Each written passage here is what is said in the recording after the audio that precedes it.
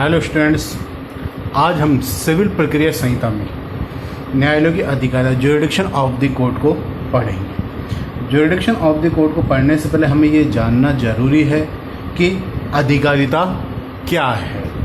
तो हम कह सकते हैं अधिकारिता से तात्पर्य न्यायालय की उस शक्ति से होता है, उस शक्ति से। अधिकारिता से तात्पर्य न्यायालय की उस शक्ति से है जिसके अंतर्गत क्या करता है न्यायालय, किसी बात को, किसी अपील को या आवेदन को।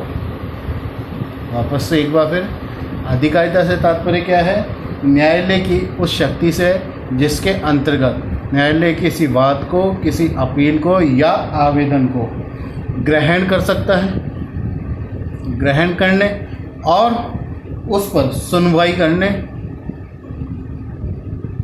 और उस पर निर्णय देने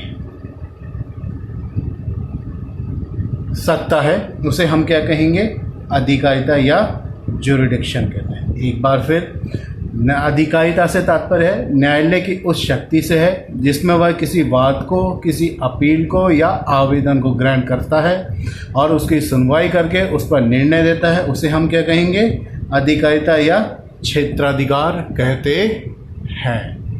अब हम देखेंगे क्षेत्राधिकार के प्रकार, टाइप्स ऑफ ज्यूरिडिक्शन या काइंड्स ऑफ ज्यूरिडिक्शन। हम कह सकते हैं कि न्यायालय का जो क्षेत्राधिकार है वह कितने प्रकार का होता है, 4 प्रकार का होता है। Number 1, jurisdiction over the subject matter, local और टेरिटोरियल ज्यूरिडिक्शन, पेक्यूनियरी ज्यूरिडिक्शन और ओरिजिनल और अपीलेट ज्यूरिडिक्शन।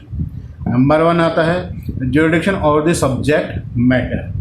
ये क्या कहता है, ये कहता है न्यायालय का जो क्षेत्राधिकार है सर्वप्रथम हम किससे निर्धारित करेंगे, वाद की विषय वस्तु के से, विषय वस्तु से। मान लीजिए जैसे अगर कोई मामला सिविल प्रकृति का है तो वह मामला कहाँ जाएगा, सिविल न्यायालय में। अगर मामला कैसा है, सिविल प्रकृति का है, सिविल प्रकृति का है तो मामला कहाँ जाएगा, सिविल कोर्ट में जाएगा। यदि मामला क्रिमिनल है तो कहाँ जाएगा, क्रिमिनल कोर्ट में। यदि मामला राजस्व संबंधी है तो कहाँ जाएगा, रेवेन्यू कोर्ट में जाएगा। इसका मतलब क्या है, कोई भी मामला न्यायालय की अधिकारिता में आने के लिए जरूरी है कि उस मामले की विषय वस्तु क्या है। तो इसका मतलब क्या हुआ, किसी भी न्यायालय का जो ज्यूरिडिक्शन है उसमें हमें सबसे पहले देखना होगा कि क्या की विषय वस्तु कैसी है। जैसे सिविल न्यायालयों का क्षेत्राधिकार का जो निर्धारण है वह क्या होगा, वाद की विषय वस्तु के ऊपर निर्भर करता है। फॉर एग्जांपल मान लीजिए लघुवाद न्यायालय जो स्मॉल कोज कोर्ट होते हैं उनका ज्यूरिडिक्शन में क्या क्या आता है, वचन पत्र, प्रोमिसरी नोट, बॉन्ड्स आदि से संबंधित जो मामले हैं वो किस में आते हैं, लघुवाद न्यायालय में आते हैं। इसी तरीके से अगर हम बात करें वसीयत संबंधी मामले या डिवोर्स तलाक संबंधी या गार्जियनशिप या इंसॉल्वेंट वाले जो मामले आते हैं वो किस न्यायालय की अधिकारिता में आते हैं, वो जिला न्यायालय की अधिकारिता के अंतर्गत आते हैं। इसी तरीके से हम आगे देखते हैं पारिवारिक न्यायालय। पारिवारिक न्यायालय में कौन से मामले आएंगे, पारिवारिक मामले।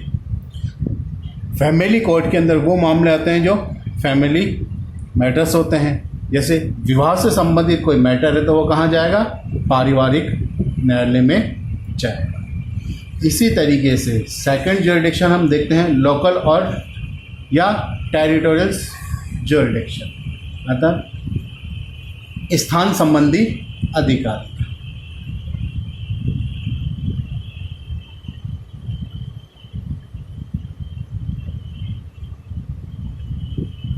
स्थान संबंधी अधिकारिता का निर्धारण कौन करता है, राज्य सरकार के द्वारा किया जाता है, राज्य सरकार के द्वारा। स्थान संबंधी अधिकारिता का निर्धारण किसके द्वारा किया जाएगा, राज्य सरकार के द्वारा किया जाता है। और राज्य सरकार ऐसी सीमाओं का निर्धारण करते समय क्या करेगी, उच्च न्यायालय के द्वारा बताए हुए शर्तों के अनुसार सीमाओं का निर्धारण कर। जैसे एग्जाम्पल लेते हैं, उच्च न्यायालय हाई कोर्ट का जो जुरिडिक्शन क्या होगा, संपूर्ण राज्य होता है। इसी तरीके से अगर हम डिस्ट्रिक्ट कोर्ट जिला न्यायालय की बात करते हैं, डिस्ट्रिक्ट कोर्ट की अगर हम बात करते हैं तो उसका संपूर्ण क्षेत्राधिकार क्या होगा, वो जिला होगा। इसी तरीके से हम अगर अधीनस्थ न्यायालयों की बात करते हैं तो अधीनस्थ न्यायालयों के भी क्षेत्राधिकार को अलग अलग भागों में बांटा जाता है। फॉर एग्जाम्पल मान लीजिए ये कोई एरिया है, ये कोई जिला है जिसको हम 4 भागों में बांट देते हैं, तो इस संपूर्ण क्षेत्राधिकार पे किसका हो गया, जिला न्यायालय का हो गया।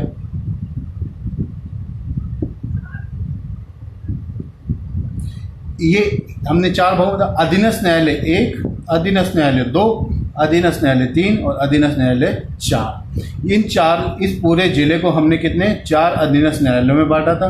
और पूरा जिला क्या है पे, इस भाग पर एक अधीनस्थ न्यायालय का जुरिडिक्शन हो गई, इस भाग पे दूसरे न्यायालय की जुरिडिक्शन हो गई, इस भाग पे तीसरे अधीनस्थ न्यायालय की जुरिडिक्शन हो गई, इस भाग पे चौथे अधीनस्थ न्यायालय की जुरिडिक्शन हो गई, और इस संपूर्ण जिले पर किसकी हो गई, जिला न्यायालय की।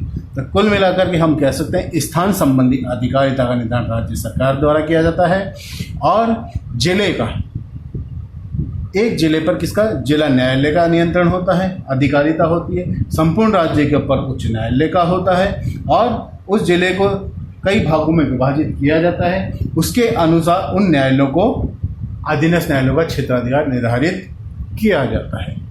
अब हम आगे देखेंगे धन संबंधी अधिकारिता। धन संबंधी अधिकारिता, धन संबंधी अधिकारिता क्या है? ये कहता है धन संबंधी अधिकारिता से मतलब या तात्पर्य है कि किसी न्यायालय विशेष को जितनी धनराशि तक का मामला सुनने के लिए उसको अधिकारिता दी गई है, उतने तक के मामलों को कोई न्यायालय सुन सकता है। वापस से एक बार फिर, धन संबंधी अधिकारिता से तात्पर्य है किसी न्यायालय विशेष को जितनी रकम तक के मूल्य को सुनने की अधिकारिता प्रदान की गई है, उतने तक के मूल्य के बात को सुनने की जो अधिकारिता होती है वो कैसी होगी, धन संबंधी अधिकारिता होती है। धन संबंधी अधिकारिता ये के बारे में धारा 6 में भी बताया गया है, धारा 6 में भी इस बारे में क्लियर बताया गया है। और धारा 6 कहती है कि अधिकारिता से अधिक के मामले को न्यायालय नहीं सुन सकता, अर्थात कोई भी न्यायालय जो है उसी मामले को सुनेगा जो उसकी धनराशि की सीमा जो उसको निर्धारित की गई है, उतने तक के मूल्यों को न्यायालय जो है सुन सकता है। अब मैं आपको बताता हूँ, एक है हमारे सिविल न्यायाधीश जिला न्यायालय, एक होता है सिविल न्यायाधीश कनिष्ठ खंड और एक होता है सिविल न्यायाधीश वरिष्ठ खंड। तो जो है सिविल न्यायाधीश, फॉर एग्जांपल मान लीजिए जैसे सिविल न्यायालय के कनिष्ठ खंड को 25,000 रुपये तक के मामले सुनने की अधिकारिता दी है, तो सिविल न्यायाधीश वरिष्ठ खंड जो है 25,000 से 1 से लेकर 50,000 रुपये तक के मामलों को सुनने की अधिकारिता दी गई है। इसी तरह से जिला न्यायालय को जो है 50,000 से अधिक तक के मामलों को सुनने की अधिकारिता दी जाती है। इसी तरीके से अगली अधिकारिता है हमारी नेक्स्ट, ओरिजिनल या अपीलेट जुरिडिक्शन, आरंभिक और या अपीलीय अधिकारिता। तो न्यायालय को दोनों ही तरह की अधिकारिता प्राप्त है, लेकिन कुछ न्यायालय ऐसे होते हैं जिन्हें केवल आरंभिक अधिकारिता होती है। और एग्जाम्पल लघुवाद न्यायालय या सिविल न्यायाधीश कनिष्ठ खंड के बारे में अगर हम बात करते हैं, इन न्यायालयों को कौन सी अधिकारिता है, आरंभिक अधिकारिता होती है। इसी तरीके से अपीलेट जुरिडिक्शन जो है किसको होगी, उच्च न्यायालय को होती है और जिला न्यायालय को होती है। अपीलेट जुरिडिक्शन किसको है, उच्च न्यायालय को होती है और जिला न्यायालय को होती है। तो इन सारी अधिकारिताओं को पढ़ने के बाद हमें एक बात समझ में आती है क्या, कि न्यायालय की जो अधिकारिता है वो 4 प्रकार की होती है और इन चारों से मिलकर ही कोई न्यायालय किसी मामले का सुनता है। अब यदि मामला सिविल नेचर का है, सिविल प्रकृति का है, तो न्यायालय के पास जब कोई मामला आएगा तो वह यह देखेगा कि क्या सब्जेक्ट मैटर सिविल है, उसके बाद वो देखेगा क्या वो मामला उस न्यायालय की अधिकारिता के भीतर आता है। इसके बाद न्यायालय ये भी देखेगा कि जो वाद की विषय वस्तु का क्या मूल्य जो है क्या वो भी उसकी न्यायालय की अधिकारिता के भीतर आता है। इसी तरह से क्या उस न्यायालय जो इस मामले को सुन रहा है उसे उस मामले में आरंभिक अधिकारिता है या अपील अधिकारिता है। इस तरीके से सिविल न्यायालयों की जो अधिकारिता है उसके बारे में बताया गया। धन्यवाद।